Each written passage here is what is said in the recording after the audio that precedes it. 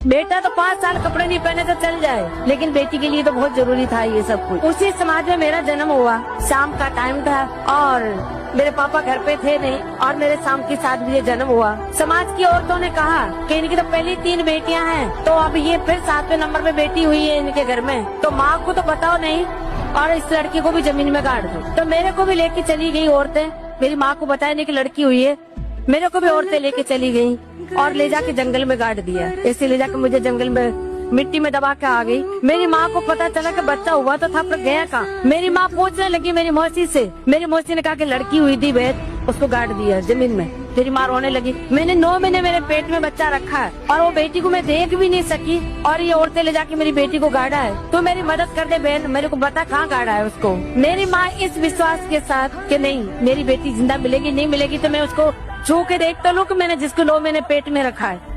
इस उम्मीद के साथ मेरी माँ चली गई जंगल में मेरी मौसी के साथ। मुझे तो खोद के निकाला तो मेरी सांसें चल रही थी और मैं मेरी माँ को जिंदा मिली। ऐसे करते करते मैं 7-8 साल की थी। उस घर में मैं डांस कर रही थी और वहाँ पे टूरिज्म डिपार्टमेंट के लोगों की नजर पड़ी। उन्होंने मुझे स्टेज थकाने का मौका दिया। जो भी मुझे देखते ये कहते कि ये लड़की बहुत आगे जाएगी, बहुत आगे जाएगी, इसमें भगवान ने वो कला दी है। उस आगे आगे के चक्कर में मैं 100 पैसे कन भी जा। उसी आगे आगे के चक्कर में मुझे भारत सरकार ने पद्मश्री दी,